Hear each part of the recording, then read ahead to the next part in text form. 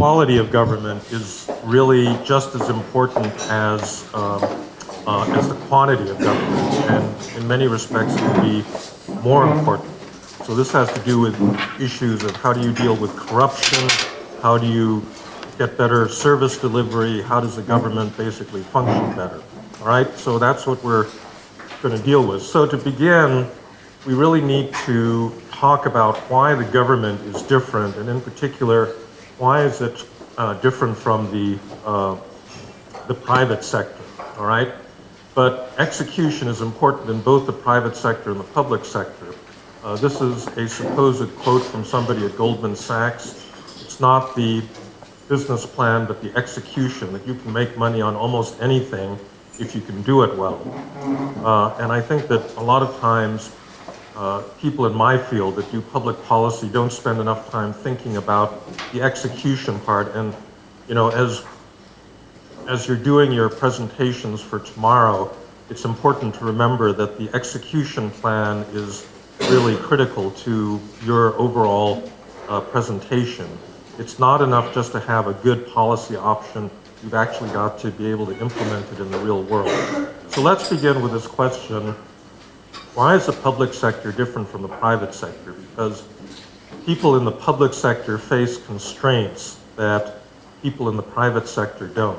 All right, anyone want to suggest some reasons why it's harder to do things in the public sector? Yes? First of all, the decisions usually take longer. The decisions, it takes them longer to, takes longer okay, things are slower. Yeah. Because there are many different levels, sort of, and it's It's hierarchical, yeah. Yes, and also there's less incentive, I think, okay, to a certain extent, to do it fast and well. The incentives aren't there. So in a business, you got just a plain money incentive. Like if you do a good job, your company makes money, you get a bonus, your salary goes up. That doesn't happen in the public sector. Yes. Especially very scarce finance. That. Very limited finance. Okay, so your resources are constrained in the government. Yeah. Larger group of stakeholders, interest groups. Yes, okay, so that's really important, that the actions of a public official, you've got a lot of bosses, right? You've got one boss in a private company, but actually you oftentimes have a lot of bosses and sometimes they don't agree with one another. Yeah. They can take coercive decision, and at the same time, it's not for profitable money. Yeah, okay, so a lot of what you're doing. And the fact that it's not for money means that it's actually hard to measure what it is you're doing, right? Because in a private business, there's just one metric, are you making money? In the public sector, you're pursuing a lot of different goals, and some of them are hard to measure, right? Yeah, Dennis? I think it's also in the government's long-term goals. Yeah. Okay, that's another aspect of the fact that things are difficult to measure, so sometimes things don't pay off. Like the Singapore water case we did, you know, it was going to be a decade before they'd actually be able to create the industry and so forth. Yeah, okay. Anything else? Flexibility in decision-making process. In the private sector, yeah, okay. The priorities are set according to political agendas, Yeah. not to real need. Okay. Not all the time. Yeah, and this is a thing that bureaucrats run into all the time, that politicians constantly want to tell them what to do, not just in terms of big goals, which they ought to be setting, but also just in the day-to-day management of their bureaus and so forth. Yeah. Their actions are mostly criticized because it's too open for public. Yeah, okay, so there's scrutiny. I mean, there's scrutiny in the private sector as well, especially if you're running a publicly listed company. You know, you have to disclose your revenues and open up your books to everybody, but there's more scrutiny oftentimes in the public sector because it's a political game, right? I mean, politicians have an incentive to criticize the behavior of especially a government that's being run by the opposition party. And in fact, that's something good. I mean, you want that kind of scrutiny, but it can sometimes be excessive, or it can be to the point where the government actually can't do its job. All right, so let's summarize. There's several things I think that people have said that are here. And actually, this is one of the most important ones, right? Most public agencies can't go bankrupt. And if you think about it, bankruptcy is one of the most important disciplines in the private sector. The fear that you're going to lose money and go out of business, right? That's what really forces you to get efficient. But public agencies don't go bankrupt, and therefore people don't have to worry about that, all right? They don't have that kind of discipline. So this is the thing that Robbie was referring to, I think, about having many bosses, right? So in a publicly listed company, you've got one boss who's the owner or the shareholders. They want something pretty clear, which is for you to make money. Whereas in a public agency, you've got a lot of different mandates from a lot of different people, and sometimes they're downright contradictory. For example, think about the Hyderabad Municipal Water and Sewerage Board, right, that we did the first day. What are the mandates of that board? Is there a clear single mandate for that board to do something? No, right? You got one mandate to do cost recovery, make money, invest in new facilities, but then you've got another mandate to serve poor people, all the slum dwellers in Hyderabad. And you can't do both of those simultaneously. You can't serve all these customers that can't pay for the water and at the same time turn this into a money-making enterprise, right? And that's because of the politicians. The politicians are imposing contradictory mandates on the same agency. Okay, so this is a big problem. You can't, in most public agencies, retain earnings, meaning, so what happens, those of you that work in the government, when you come to the end of the fiscal year and you haven't spent your whole budget, you've got a little bit of a surplus left over, what do? Well, no, you don't, usually you don't turn it back. Is that right? Okay. Well, maybe you fixed that problem in Georgia, but I'll tell you, in most agencies that I've been in, if you've got a surplus at the end of the fiscal year, you try to spend it because it doesn't do you any good, and in fact, it hurts you, right? If you go back to the finance ministry at the end of the fiscal year, you got a surplus, what are they going to say? They're going to say, oh, we gave you too much money. You know, you can do the... Let's give you less next year. And they'll give you less the following year, right? So you've actually got a positive incentive not to be efficient. You're just going to spend whatever budget you've got. Okay. In Georgia, are civil servants unionized? They're not. Okay, so that's an advantage that you've got. You've got a flexible labor force. In fact, right now, as we speak, we've got this Supreme Court case called Friedrichs versus California Teachers Association. So most countries have public sector unions. You remember again the Hyderabad case, right? Their municipal workers are unionized, and therefore they resist layoffs. They can't be restructured without going through a big political negotiation. California teachers, the CTA, the California Teachers Association, is the single most powerful lobby group in the state of California. I mean, they're just, I can't tell you how powerful these people are. In California, teachers can get tenure, meaning you can't fire them after only 2 years of service. And there was a reform proposal put forward that you should increase this to 3 years. And the CTA put up $100 million in a referendum campaign to block this from happening, and they succeeded, right? So they still get tenure after 2 years, right? So this is what, governments cannot oftentimes control their own, like in a private business, sometimes you have laws saying that you can't lay off workers or you have to do it with due process and so forth, but in a really flexible economy, you should be able to get rid of workers that aren't needed. I mean, that's how you get efficient, but in the public sector, it's really hard to do that. Let's see. Yeah, okay, so it's at least these four factors that make the public sector a lot more rigid than the private sector. Yeah. There is another factor, is if you make money for your own agency, Mm-hmm. you can't keep it for you. You will have to redistribute it to other. Yeah, to the budget. well, that's the thing about, you can't retain earnings, right? You can't, in effect, create bonuses for better performance. At the end of the... What I'm saying is like a productive agency, Yeah. like telecommunication. and it's related to public sector. Oh, yeah, okay, The so main- they get their revenues taken by the finance Yeah. ministry and spent somewhere else. Yeah, Yeah. no, that's right. Sure. That's right, okay. So basically the whole structure of incentives in the public sector is really different and it's not conducive to efficient operation. So the question is, given those constraints, what do you do?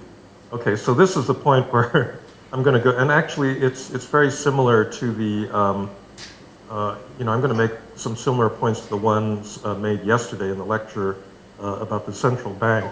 So in my view, all of management theory, everything taught in business schools and in public policy schools can be reduced to one central problem, which I think is ultimately an unsolvable problem, but a lot of the debates really revolve around this, which is this question of delegated discretion, okay?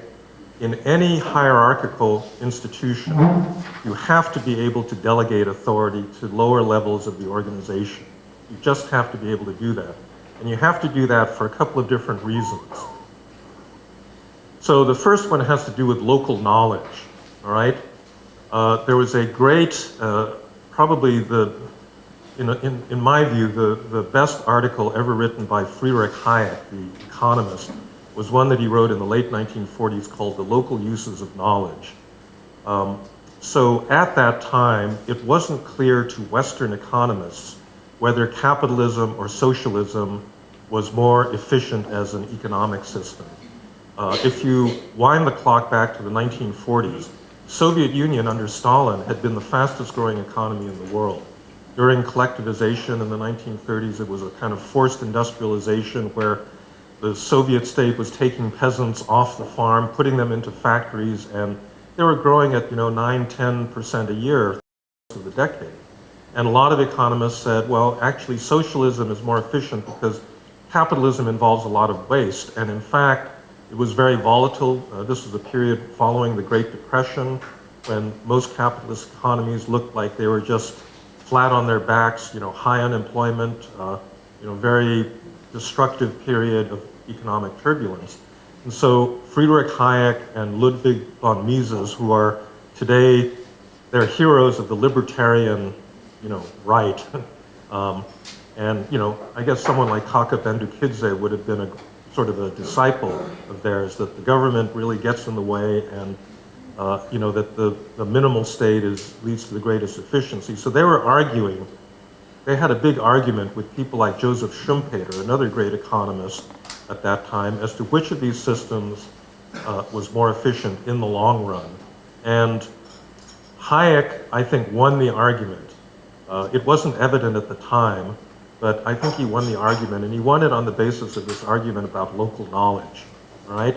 He said, in an economy, like 99% of the important information is local in nature. That is to say, if you are a farmer and you're trying to sell your apples and there's not enough demand for them, who's going to know that? Is it going to be some bureaucrat in Moscow, or is it going to be you that's trying to market your apples? Or if you're in a factory and you're a factory floor worker and you're trying to put a door on a car chassis as it's going by and the part doesn't fit, who's going to know about that? Is it you, or is it the vice president that's sitting in a glass tower at corporate headquarters? No, it's going to be the local person.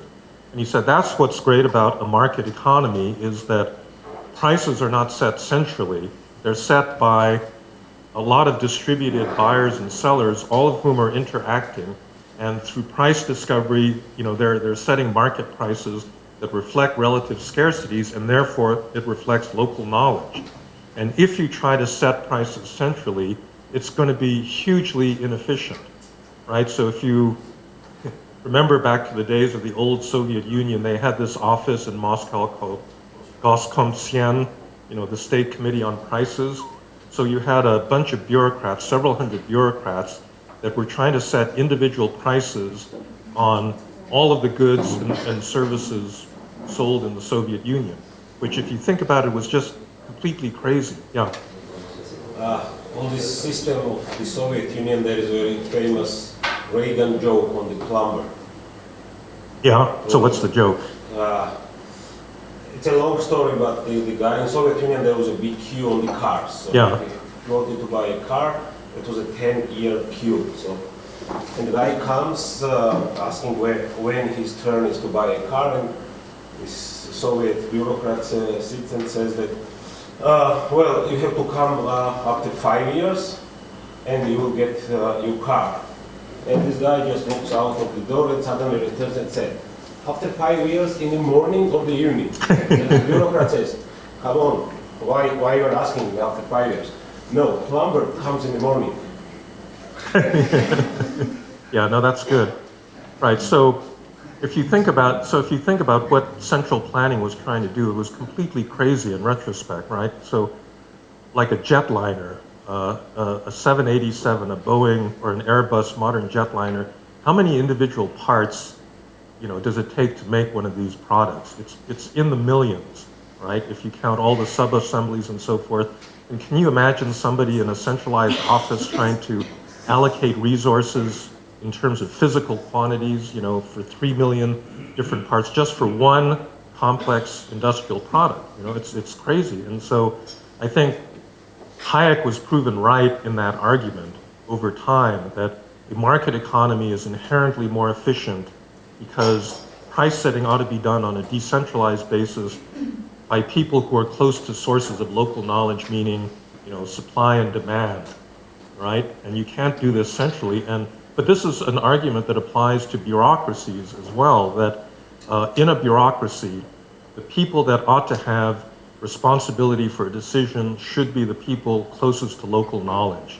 That if, the head of the organization, if you have to go all the way to the head of the organization, like somebody was saying, the problem with a public sector bureaucracy is it's slow, right? And why is it slow? It's because in many of them, you have to go up these levels of bureaucracy.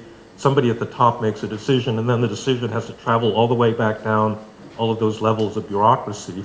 And if you just delegate the decision-making to somebody on the spot that has access to that local knowledge, you're going to be much faster. And by the way, this is true in the private sector as well. If you have an over-centralized decision-making process, you're also going to get into trouble. So companies can be big and bureaucratic and slow as well as public sector organizations. So local knowledge is really important. You have to delegate. You have to delegate. And by the way, this is also important in terms of military doctrine. So the United States, after the Vietnam War, the US Army, had done very poorly in that war, and they did this big rethinking of how they train their officers. And one of the things they did was actually to look back at the kind of history of military command structures, and they borrowed a lot of concepts from the Wehrmacht, from the German army during late World War I and then World War II. They have this doctrine, they had a doctrine that was developed by the German military called Auftragtaktik, which basically, in the United States, it's referred to as commander's intent or mission orders. What that means is that American officers are taught, do not micromanage. What you want to do is to tell your junior officers only the most general kinds of instructions, like you need to be across that river north of Baghdad by 48 hours from now, but you do not tell that officer how to get there, because you're not in the field, you're not driving down the road and running into a patrol and deciding that you got to take evasive action and all this sort of thing. And if the senior commander tries to do that, you're not going to win the battle. And in fact, that's one of the reasons that the United States had such an easy time over Saddam Hussein and the two times that it went up against him, because the Iraqis had this highly centralized command structure where junior officers were just terrified of actually taking decisions, because if it was the wrong one, they would get punished. And there are several actual cases where officers just they tried to use their judgment, they were wrong, and then they got executed. And under that circumstance, if you're going up against a much more flexible army, you're going to do better. And in fact, the Army has this doctrine called the freedom to fail, where junior officers are deliberately not punished simply because they made a mistake. because there's this understanding that you have to be able to give people initiative, the ability to innovate, and if you punish them for having been wrong, having taken a risk, your organization isn't going to work very well. So freedom to fail is important. By the way, in Silicon Valley, this is a lesson that everybody has absorbed. You know, you have all of these startups, the majority of which end up as big failures, and the fact that you presided over a company that went bankrupt is not held against you. You know, if you say that you tried a startup in Silicon Valley and that's on your resume, you know, you're still going to get a job because there's a kind of understanding that innovation requires risk-taking, and risks, you know, it's not a risk if you can't fail ever, right? So you got to take advantage of local knowledge. You have to be able to delegate, and you have to be able to make decisions quickly, right?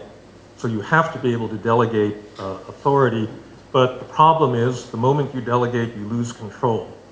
And so that's the reverse side of it. If you delegate too much authority, you're going to basically have problems. You know, your local agent may be corrupt, incompetent, you know, make a lot of bad decisions. Sometimes you can delegate authority that'll destroy your entire organization. So I don't know if you remember, there was this very old British investment bank called Barings, and you know, this was like 15 years ago. They had this young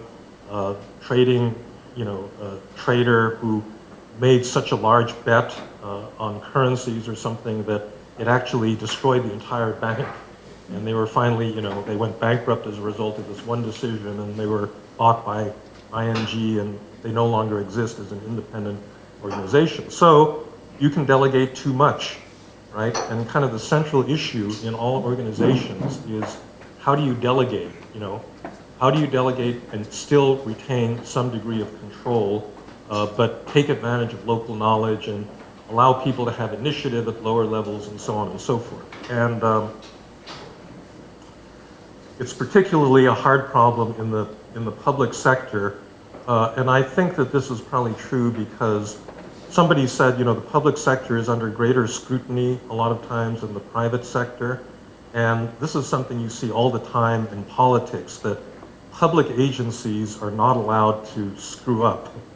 There's an asymmetrical, you know, so what's the last time, you know, you got water or power and, you know, there are no problems, and you thought to yourself, boy, am I grateful to my government for having provided me with reliable power and light. I mean, nobody thinks that way, right? You never think positively when your government is working well.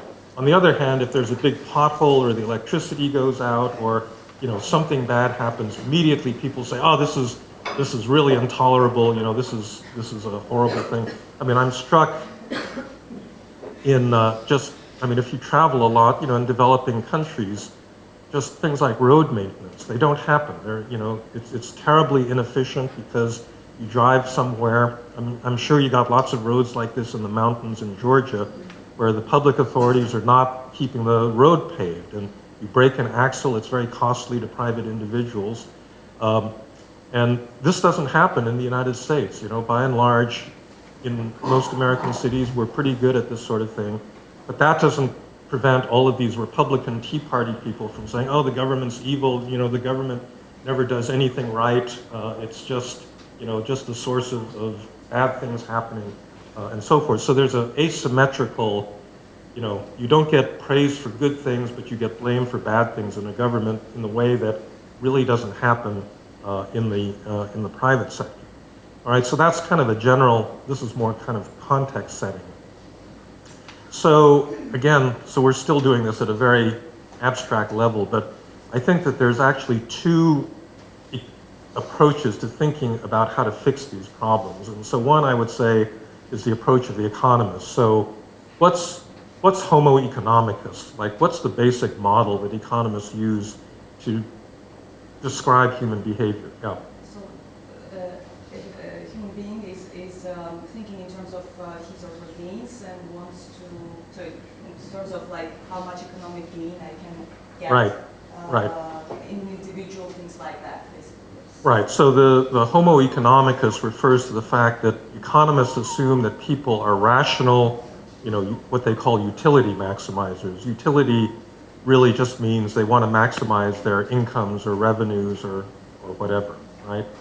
And they're rational about this, so sometimes they will, for example, cooperate with other people because they calculate that that's the best way to, get ahead themselves, but essentially they're selfish individuals. The unit in economic theory is an individual, a rational individual, all right? And that means that incentives matter, and by incentives we mean basically monetary incentives. People will do things for money, and if you want to get them to change their behavior, you change their economic incentives, right? And then finally, this leads to, in organizational theory, principal-agent framework, which is now that's the dominant paradigm that's used by economists for thinking about organizations, hierarchical organizations, and what's wrong with them. So this is all fine. I think you'd be very foolish to deny the fact that people respond to incentives, that they're selfish, that they think about themselves before they think about other people, and so forth. But it's not the whole source of human behavior, and there's an alternative way of thinking about what people do, which I would describe as the social capital approach, or it's one much more common among sociologists or anthropologists who have a kind of different starting assumption about what motivates human beings, which is that they're basically social animals and that they don't just think about themselves exclusively. They kind of look around, they see what are other people doing. Do other people approve of what I'm doing? Am I conforming to the norms of my community and so forth? And I think that this is also undeniably a part of human behavior. So if you think about children on a playground, right, they feel embarrassment. So why does a kid feel embarrassed? Under what circumstance do you feel embarrassed? Somebody's taking something. Well, but Swaying from the norm. yeah, I think that's really it, that a kid, yeah? They want to fit. They don't want to be like very different from maybe. Yeah, they don't want to seem different, right? And so especially like if your kid is going to a new school and they don't know the children there and they don't kind of know the social rules and they do something wrong and then the other kids make fun of them, like that's just the most horrible situation they can be in, right? That's when they get embarrassed. And nobody is taught this stuff. This is just natural. I mean, it comes naturally to human beings that we want to conform. We all want to look around and see, what are other people wearing? Is anyone smoking a cigarette? Are we making jokes, inappropriate jokes about women or, gays or, something like, I mean, there's all these, the norms themselves change all the time, right? But human beings are norm-driven animals, and so we kind of really worry about whether we are seen as conforming to the norms of people around us, all right? So this is a different way of thinking about people in organizations, that they're social animals, they follow norms, they like to be bonded to other human beings, and that's also a very powerful way of motivating them. And so sometimes these norms are actually more powerful than incentives, right? Sometimes you stay late at the office, so Nino was up at 3 a.m. to get Catherine to the airport this morning. So why is she doing this? Was the EPRC going to pay her a bonus if she did this? No, right? She's really dedicated to her job, and so there's a lot of things that happen because you feel that there's a certain standard of behavior that you need to reach, and it's not just because you're being paid or being compensated for it. All right, so these are kind of two broad ways of thinking about organizational behavior. So we're now the next few slides is all going to be about the Economist Approach, all right?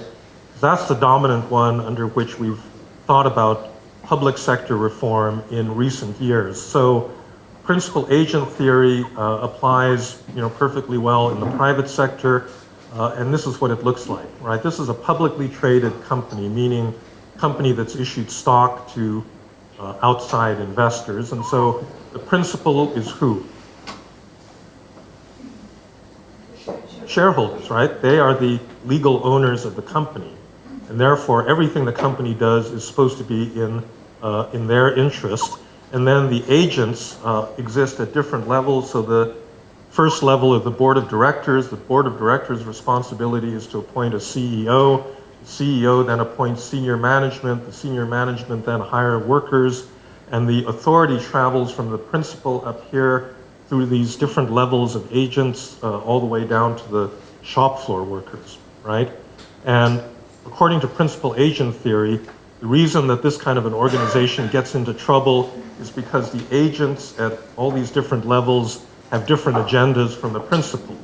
You know, they are more interested in advancing their own private interest than the interests of the shareholders, and that's where you get corporate scandals. So, you know, Enron, which used to be this big energy trading company in Houston, basically was forced into bankruptcy because one of its vice presidents, you know, started to skim money off and put it in a separate, you know, account off of the books, and nobody knew about it. So that's a kind of classic case of corporate corruption and dysfunction. Okay, so in a public sector organization, a government, you have principal agent theory also, and they're just a little bit different. So in a democracy, according to democratic theory, the principle is we the people, right? The people are sovereign. They're the ones that get to decide. So they vote, and this is a presidential system, so they alternatively vote for legislature and a separately elected president. If it's a parliamentary system, they're only going to vote for the legislature. The legislature appoints a bureaucracy. The bureaucracy can then appoint implementing organizations. They can outsource and hire contractors and this sort of thing. But again, it's the same structure, hierarchical structure. So what is corruption? So corruption is when somebody down at this level decides that they're going to take a bribe rather than collect the fee, right? Customs agents, like customs is one of the biggest sources of bribery and corruption in a public agency. So what does the customs official do? They say, okay, your truck can go across the border, you pay me a bribe and I'm not going to charge you the fee. So they're basically stealing from the public and they're enriching themselves, and there's what economists would then call a misalignment of incentives, that the incentive for the corrupt official is different from what the principal wants that agent to do. So if you're thinking like an economist, how do you use this framework? How do you deal with corruption? Either in the public sector or the private sector. If the yeah? You fight it. Well, no, but how do you, but this gives you a kind of guide to how you fight corruption. If the problem is misaligned incentives, then how do you change people's behavior? You make the incentives for these people not to take a bribe, but to do their job, and you make it more valuable for them to stay at their Right. workplace. Okay. So if everybody's being motivated by incentives, And you instill the culture also. yeah. Well, okay. Well, the culture part we'll get to, but I'm thinking like an economist. They think that incentives are important, and therefore, if you want to prevent something like bribery, you've got to change incentives, right? And so, yeah. I would say that the effective strategy is to make the relationship impersonal, where there is no opportunity to actually corruption at all.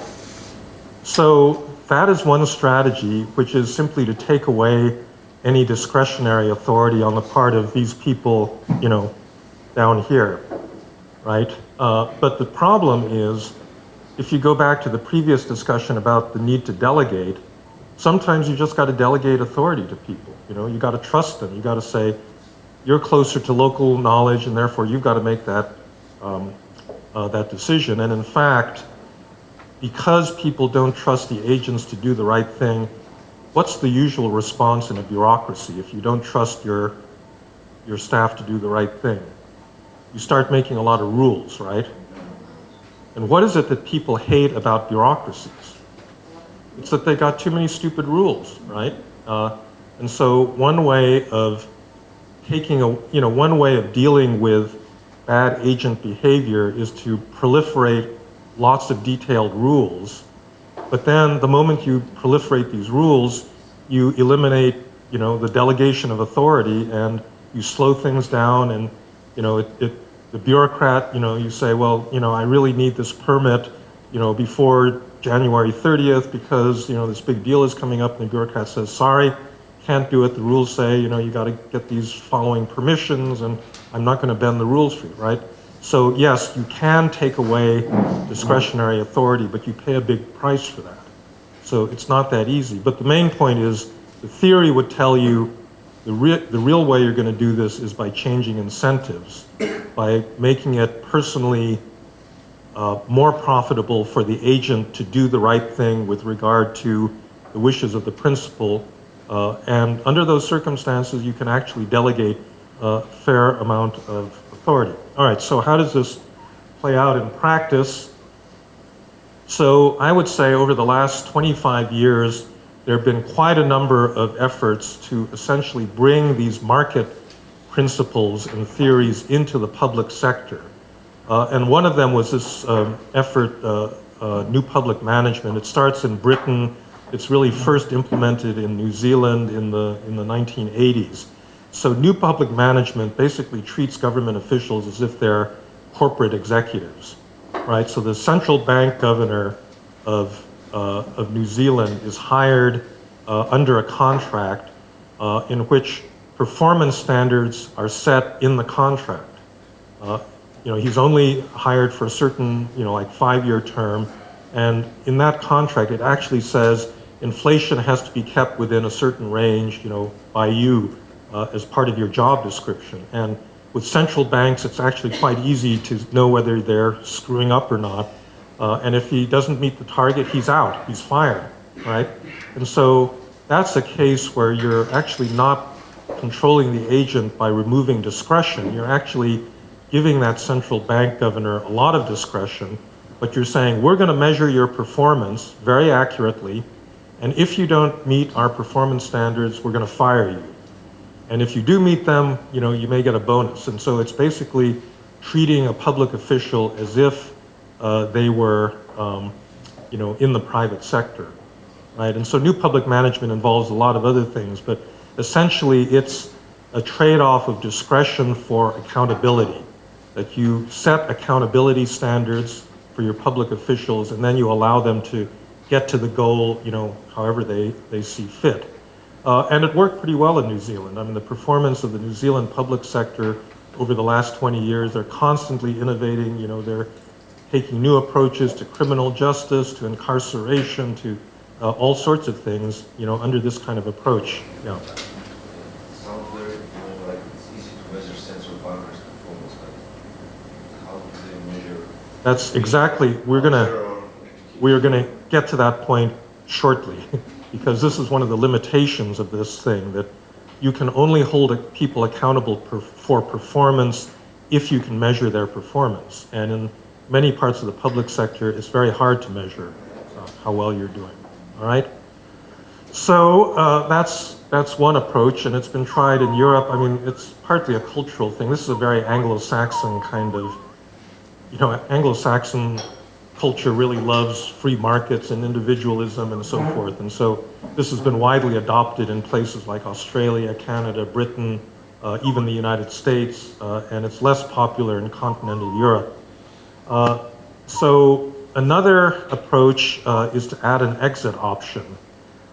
This is something that was advocated first by Milton Friedman, another Nobel laureate, a pretty libertarian economist. So remember, in that list of why the public sector is different, we said one of the first things that's different is you can't go bankrupt in a public agency. Well, Friedman said, well, maybe you should create the equivalent of bankruptcy in a public agency. And he said, for example, with public schools, right now, public schools are a monopoly of the state.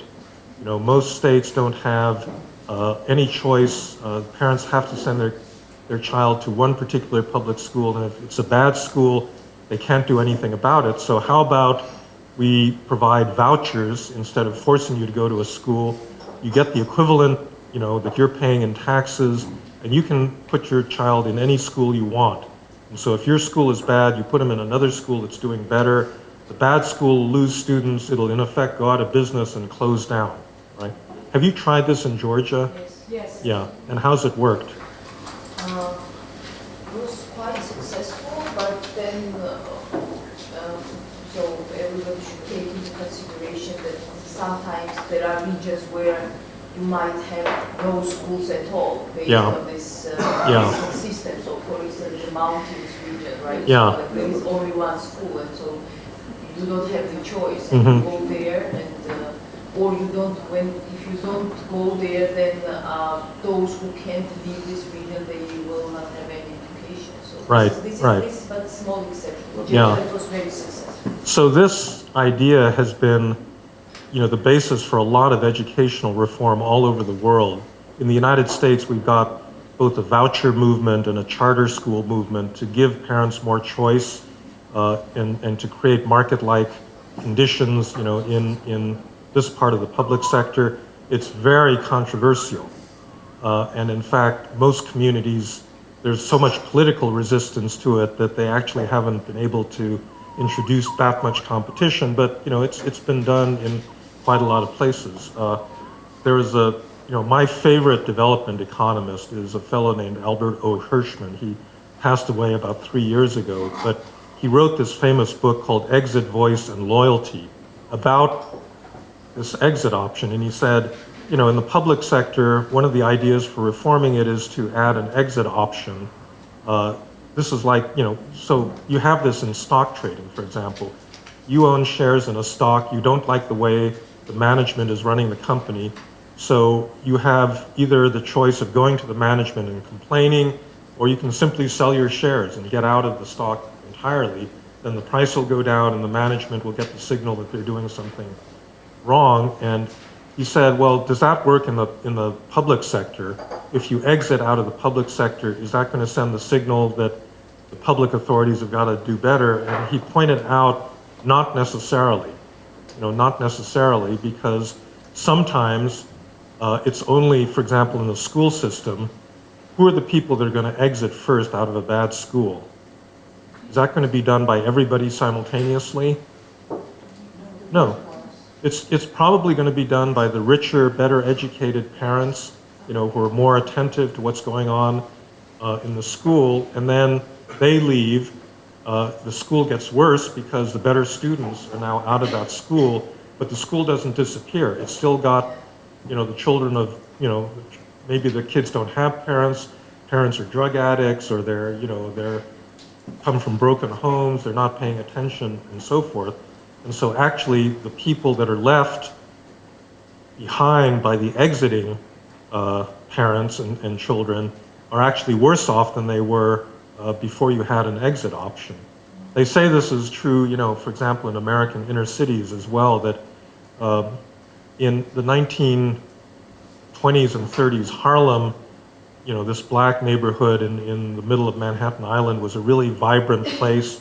Like Duke Ellington has this famous song called Take the A Train, saying, you take the A train up to Harlem, and a lot of white people back then, would go to the Apollo Theater and go to hear jazz clubs and so forth. And part of the reason for that was that there was residential segregation in most American cities, that black people were not allowed to move to, middle-class white suburbs.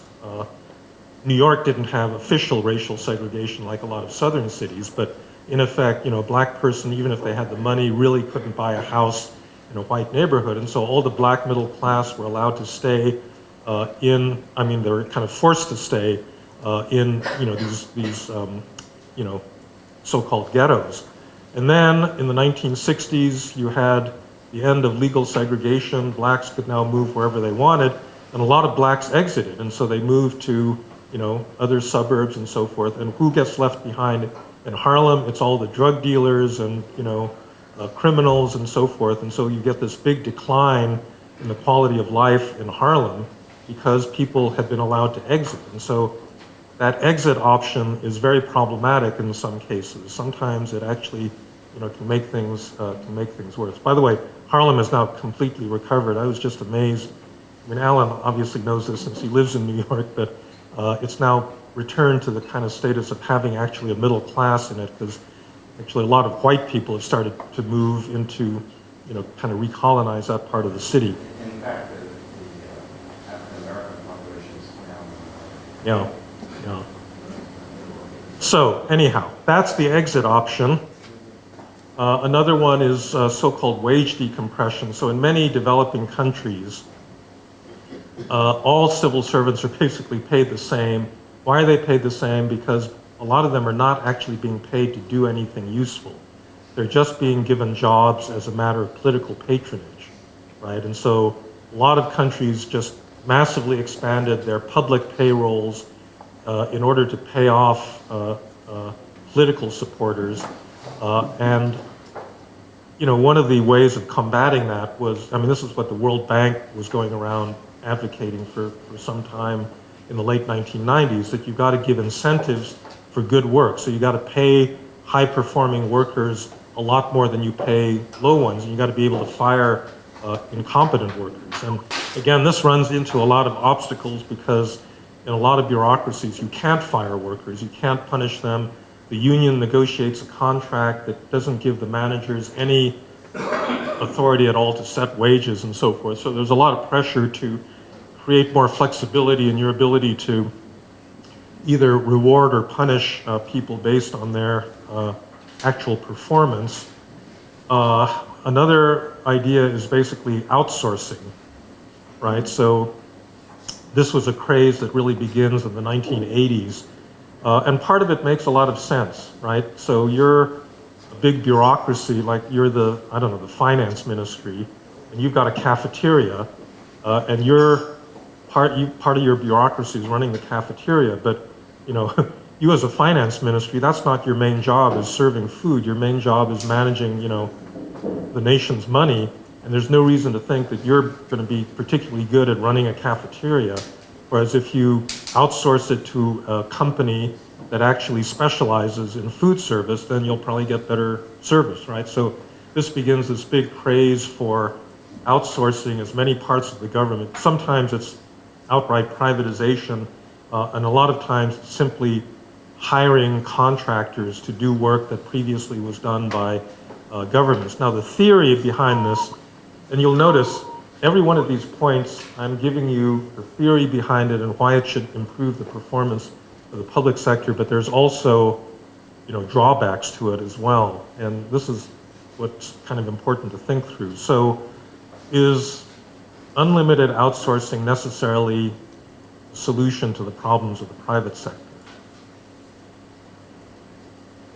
Should a government be willing to outsource everything? Or are there certain key functions that should never leave the public sector? There are certain, like those which you discussed in the very first lecture, for public goods, like policing, national defense, infrastructure, probably the primary and secondary education. That's a big part of it. Okay, and why should you not outsource these?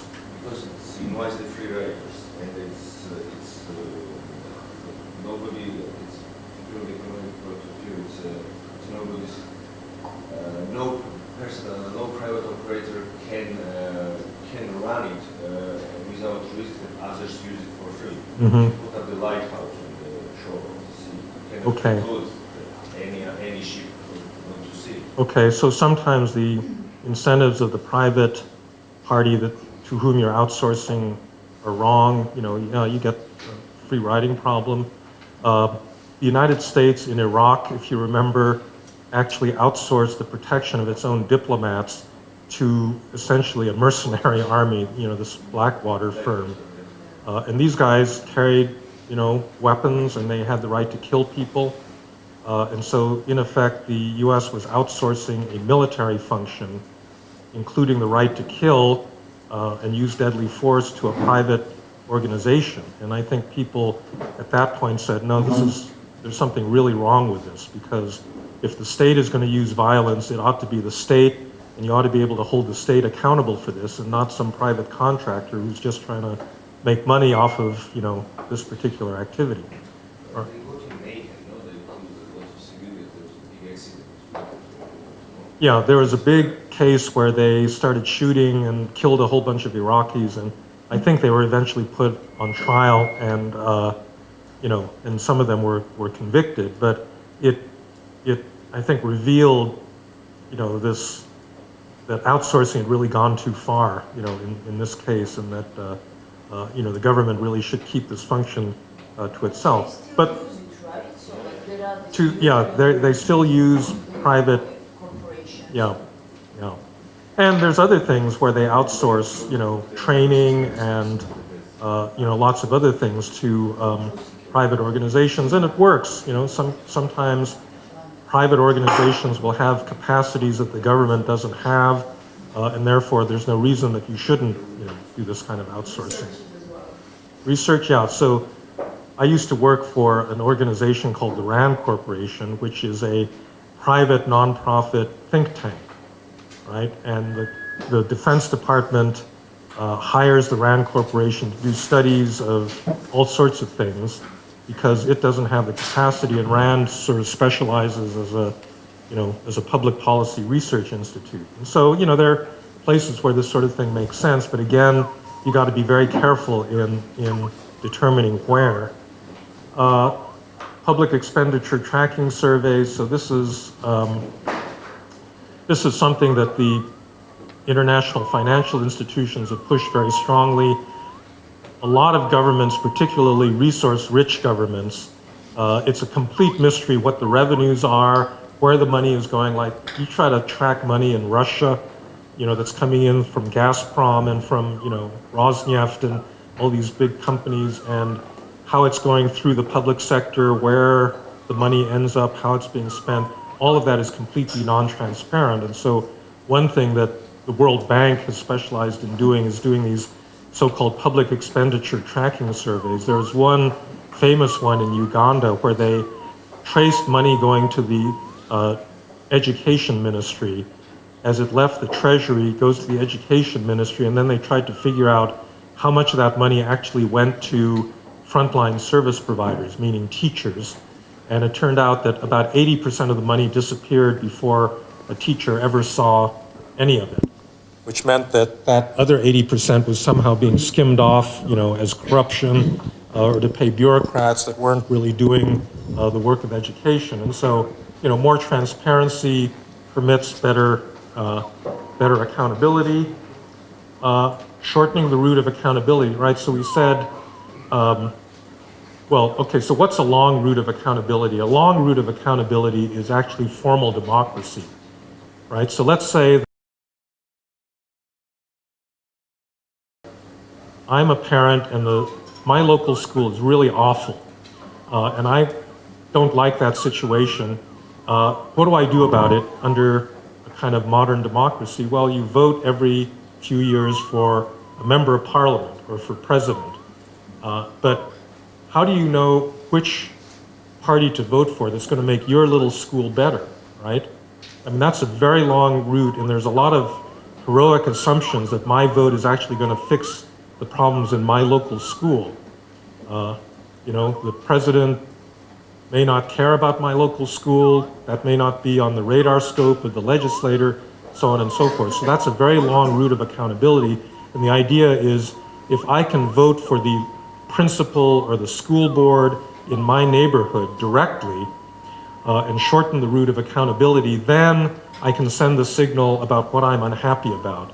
It's much easier to send that signal if there's an immediate connection between my vote and the activity that's being undertaken.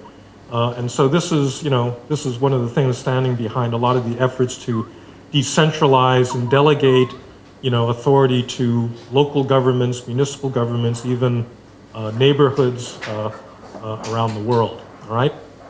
And again, this sometimes works and it sometimes doesn't, because sometimes the local authorities, they may be more corrupt than the national ones, or they may not be competent, or one thing or another. All right, so that's kind of a list of things that have been done in the last 20 years to improve the private sector. A lot of them have been attempted in Georgia, right?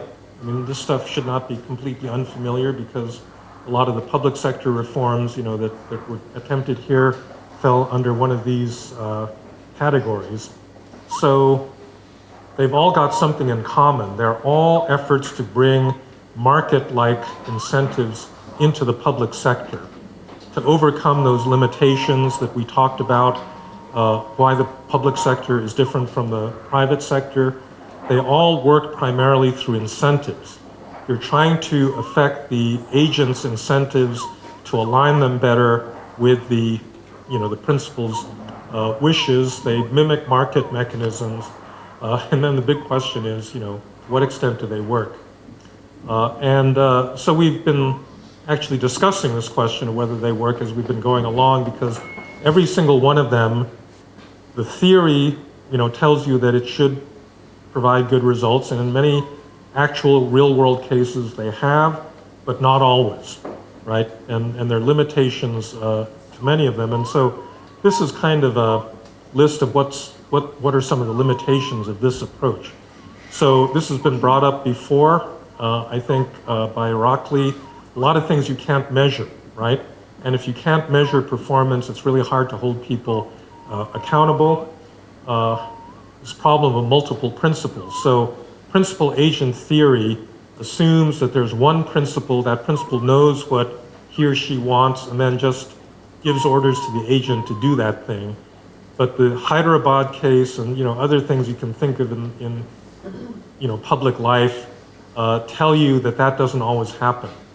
Sometimes there are multiple principles that are giving contradictory instructions, and you can't satisfy all of them at the same time. Yeah, that's right. So principals sometimes want downright contradictory things. And then the theory doesn't really tell you about how much discretion you should delegate to any given agent, whether it should be a lot or a little. So let me just go in a little bit more depth. So what's the problem with measurement? So this is another little 2x2 matrix.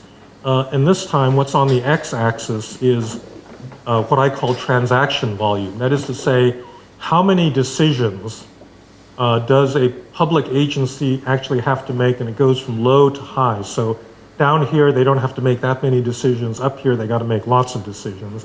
And then on the y-axis, you have specificity, meaning how easy is it to measure the activity in question. And it's different for different parts of the public sector. So, for example, I would put different activities, kind of in these different places. So central banking, we talked about this already. That's one of the easiest things to measure, right? A central bank is in your capital city. It doesn't have a lot of employees. It doesn't make a whole lot of decisions. It basically makes periodic decisions on interest rates and managing the money supply and so forth. And you can see when they're screwing up because the rate of inflation starts to go up, right? So it's really pretty easy to hold a central banker accountable. In Argentina, central bankers not been doing a very good job, and so what did the government decide to do? It decided to corrupt the statistics agency and put its own political appointees in the statistical agency and pretend that there was no inflation. Whereas everybody in Argentina knew that there was a lot of inflation because they could just see the prices of everything going up. So it's hard to hide a failure of performance in something like central banking, or the more technical things that governments do. If you've got a state airline or a telecoms provider or something, you can actually see pretty well whether it's working or not.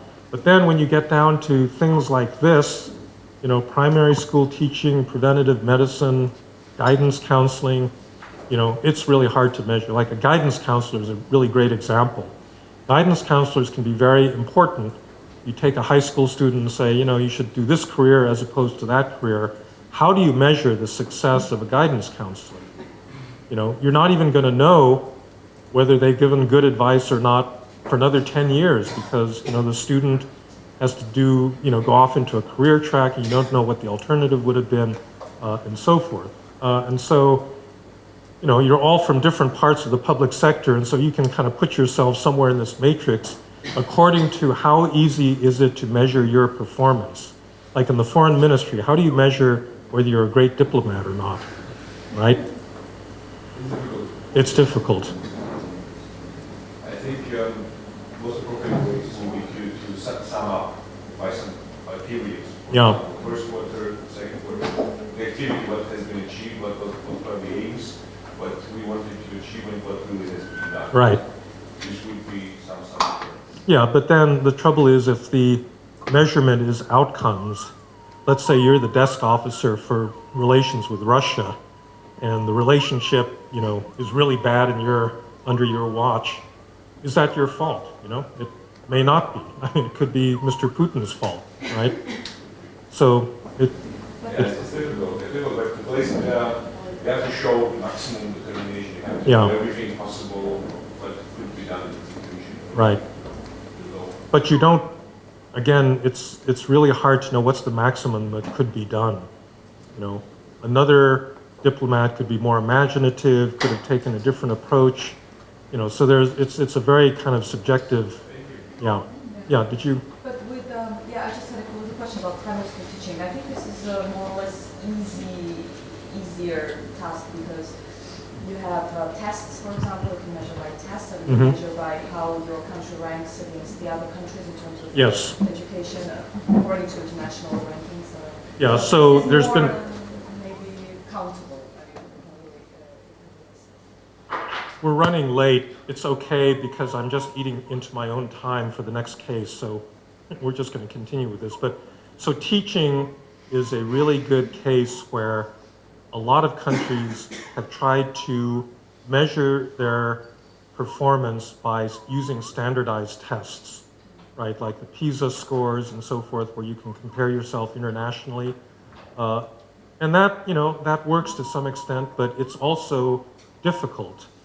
In the United States, under George W. Bush, we started this national policy called No Child Left Behind, where all of the states were required to give standardized tests to students, and then the education department, the national education department, would reward good performing schools and punish poorly performing schools. And Congress just this past year abolished the whole program, or it severely modified it because, testing, educational testing is difficult. Sometimes it actually doesn't measure really the student's ability. And a lot of schools were complaining that once you set up this incentive system, the teachers they would only teach things that were going to be on the test, and they wouldn't teach anything else because their whole pay depended on whether their students did well on this one standardized test. And, so it in a way, it kind of shape the incentives in a wrong way in certain cases. Tamar, did you have a comment? Regarding the testing, I think that there always will be some group of people that will be outscored or will be not treated in the right way. Because if you standardize something, then there is always the risk that not everyone will follow that standard. The idea is that the great majority fits the system, I think. So you cannot make everyone happy at the same time. But what I wanted to say is that technically everything is measurable. It's just about performance indicators, how well you will be able to come up with the right performance indicators. So I believe that whenever this is created, it should come from the local context and reality, so that it's not just something very theoretical. Just like you asked Gigi about how do they measure their performance, it's very complicated and controversial thing to measure, but when determining the performance indicators, you should come up with this local context in mind. Yeah, and there's certainly many areas where you can measure performance, like garbage collection or police, the current police commissioner in New York is Bill Bratton, and one of the things he did, New York had this really horrible murder rate where 2,000 people a year were getting killed, and in the late 1990s and early 2000s, it started to go down, and one of the things he did was institute a performance measurement system where every police precinct had on a computer screen all of the reported crimes in that precinct, and he would meet with all the precinct captains every single week, and they'd look at the numbers, and if the number of assaults or robberies or murders in your precinct went up that week, immediately he'd be on top of that person and saying, what did you do, wrong? How can you improve your performance and so forth? And so, yes, so we got big data these days. We can measure a lot of stuff. And so that is an important way of keeping track of the performance of the public sector. And I think a lot of effort has gone into computerized IT systems that can follow this stuff and then actually hold people accountable. But this just indicates it's a lot easier to do it up in this part of the matrix than it is down here, right? Just because it's, you got more transactions that you got to follow, and it's just harder to actually measure things, okay? Let's continue. So this is a problem of multiple principles. We don't have to go over this, but a lot of times the instructions that you get from the people is really confusing because the people want different and contradictory things. And so if you're the bureaucrat here that's getting all sorts of contradictory orders from the president, from Congress, from different levels of government, then you're not going to know what to do. So we now turn, yes. So can you go back to the previous slide? Look, in the more developed countries, don't you think that the media and civil society have played a more dominant role in increasing that accountability and measurability? Yeah. And kind of it should have been that framework? Well, so first of all, we do not have a unified civil service. We have a lot of congressional, insertion into the actual mechanics of government. A typical parliamentary system in Europe has much less of this kind of problem because, first of all, a parliamentary system doesn't have a separate president, right? No, I'm sorry, maybe a question. I was asking about the civil society and media. Oh, civil society, yeah. You kind of don't think that they have played a more dominant role in within that? Yeah, okay, so, yeah, no, that's right, that's right. So actually there's a box down, well, the citizens box is actually the civil society box, so they are affecting this chain by who they vote for, in terms of elections, but then, they also have this is the getting government closer to the people or shortening the route of accountability. In many countries now, you have things like participatory budgeting where on a municipal level, civil society organizations can see the budget and comment on it. So instead of having to go all the way up here to get accountability, you can try to get direct accountability that way, okay? All right, well, we got to move along. So we're done with the Economist now. So we're now moving on to the more social capital kind of approach because there's a completely different way of thinking about organizational behavior, which isn't related to incentives, but is much more related to norms. And obviously, human beings have pride. They want self-respect. They want recognition. And these are also ways of motivating people. So remember in the discussion about Singapore, we said that their civil servants are paid really high salaries, but even so, they could still make more money in the private sector. So why do people go into the civil service in a place like Singapore? And a lot of it really has to do with things like, self-respect, the prestige of being a public official, that sort of thing. So people are motivated by not just money alone, and that's kind of one of the limitations of a purely economic approach. So you've got this thing which is sometimes labeled social capital, which has to do with people's ability to cooperate based on trust, shared norms, shared values, keeping your promises, being reliable, and being able to cooperate.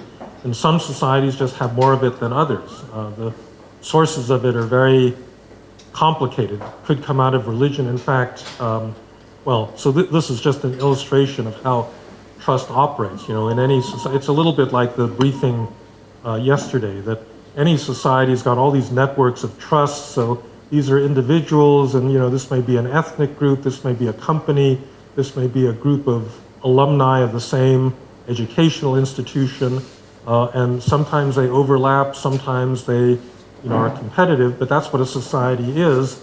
And then the corporate culture is something that overlays it overlays the formal organization of a hierarchy. So again, this was exactly what was being discussed yesterday. You've got these formal sources of authority, but you've also got networks of trust within the organization, norms that bind everybody together. And if you flatten a hierarchy, it depends critically on people at the lower level of the organization trusting each other, being able to share information, not being competitive, and the like.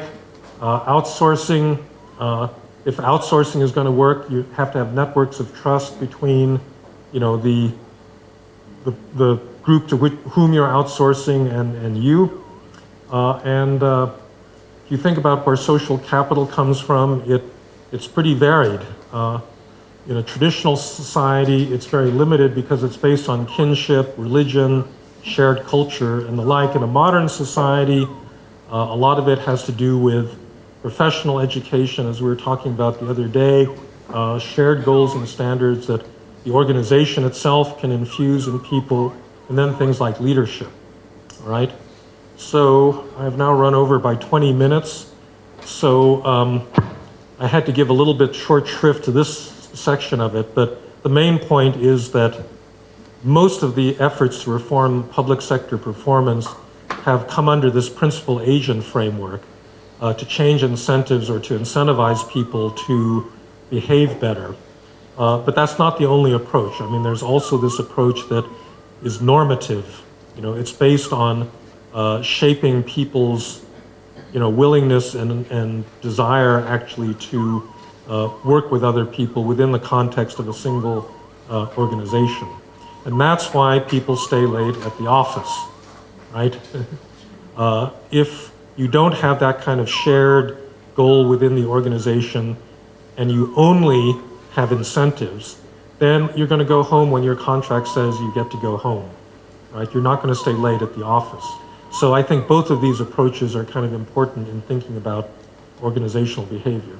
All right, so are there any questions? So let's take 15 minutes and we'll come back and we'll do the Georgia, and then you'll do the discussion questions for the Georgia police reform thing. Again, this is a case that Nino helped us prepare.